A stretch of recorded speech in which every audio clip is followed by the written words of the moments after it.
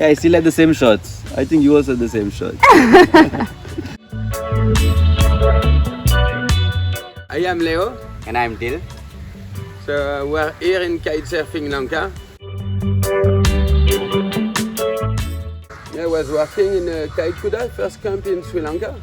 Really liked what I was doing. And you Dil, you were doing lesson weekends? Yeah, I was working Monday to Friday at a corporate job. And then the weekends I used to come kiting, and then later on I started teaching. Came in Sri Lanka in 2010 for 6 months, and I came with my kitesurfing gear. And Dil had a blog about kitesurfing, and through his blog I messaged him because I wanted to know where can we kitesurf. And then we start to travel together, south, north, a bit everywhere in Sri Lanka doing surfing and kitesurfing. For me, I was just new to the sport also, and with that stoke, you'd like to share this experience and kite with and meet fellow kiters and new kiters. So Leo was one of those guys who came in from abroad, and I thought, wow, cool guy, let's go on a trip together. And that trip led to us eventually starting this camp.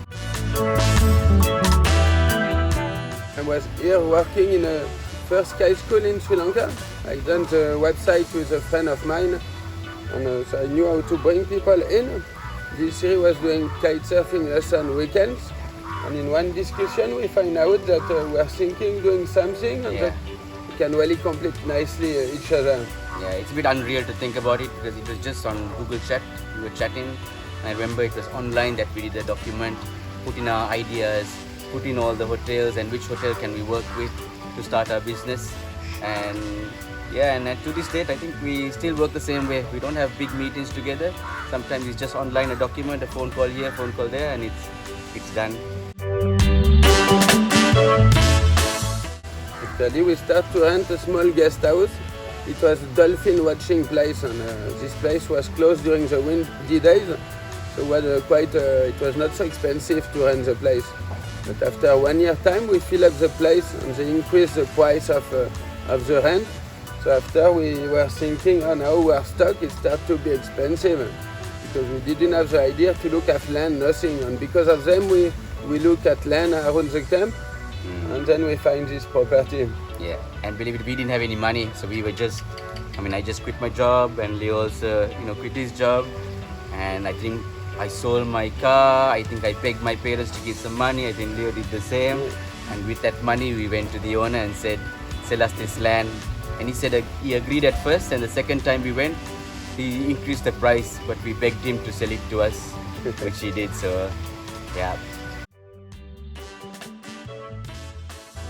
We never wanted to be this high-end place.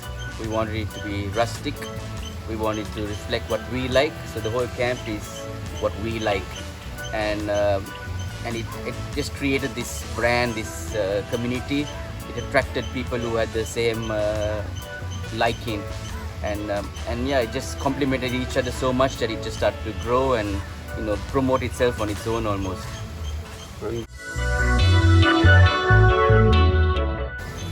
For me, it was financially, we didn't have much support apart from our friends and family. And for me, because I dealt a lot with the local scene, the bureaucracy, the red tape, the corruption, these were the things that really sucked your energy out for me personally. Yeah, sometimes with a local community, it's a poor fisherman village, so we try to help them out, but not everybody work for us or enjoy the kite surfing.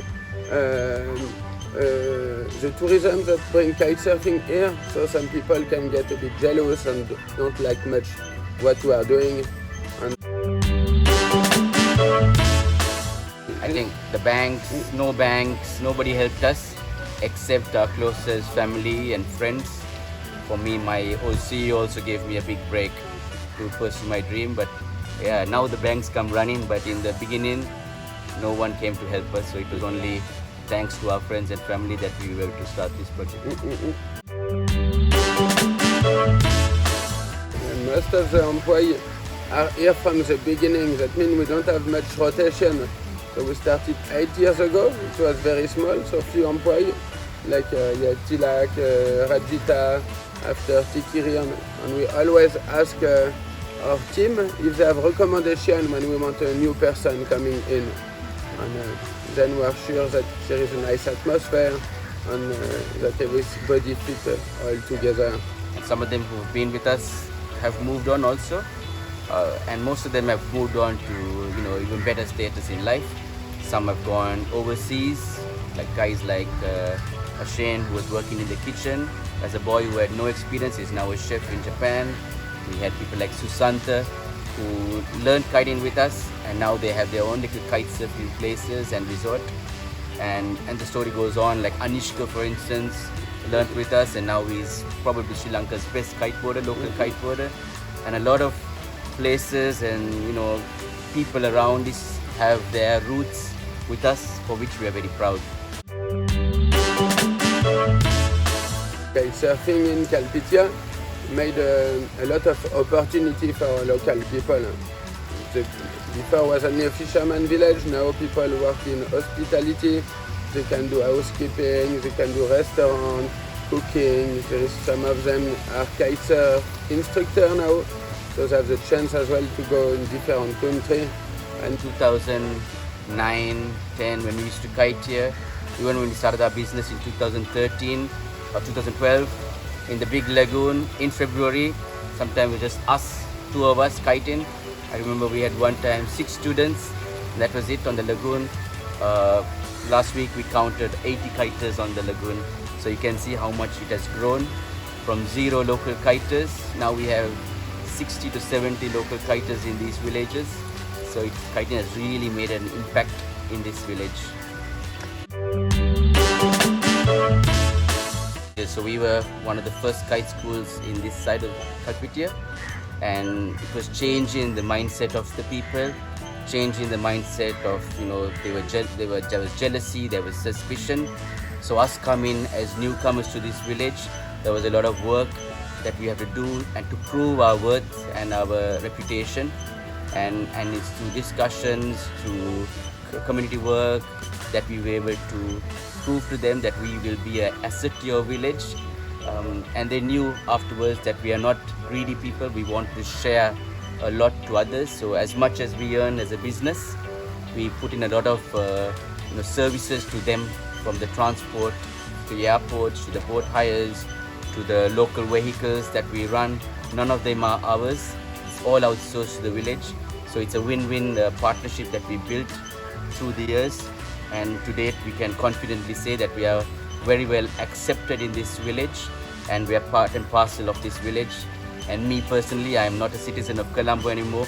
My vote is now in Kalpitia, so I am very much part and parcel of this village. And we're doing a lot of work beyond our hotel, looking at this village to develop it as a truly sustainable tourism destination. So we're working with government agencies, we're working with the local communities, and so there's a lot of partnerships that are there.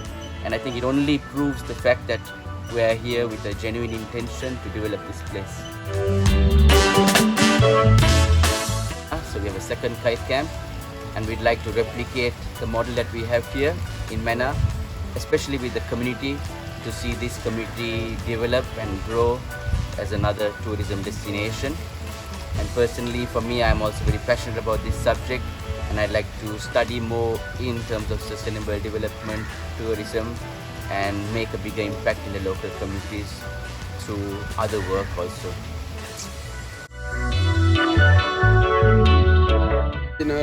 I will not imagine at all that it will develop like that, and it's very nice what we are doing, so very proud of what is happening, and everything that's happening is mainly because the team that is working here, that them make it like that.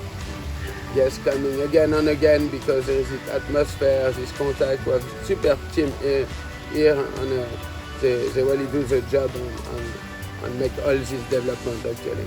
It's a bit unreal when you think about it, that a person without any money and background in tourism, for us we didn't have any background in tourism, we were able to put Sri Lanka on the scene, on the map as a top destination. We have the world champions coming and training now in Sri Lanka.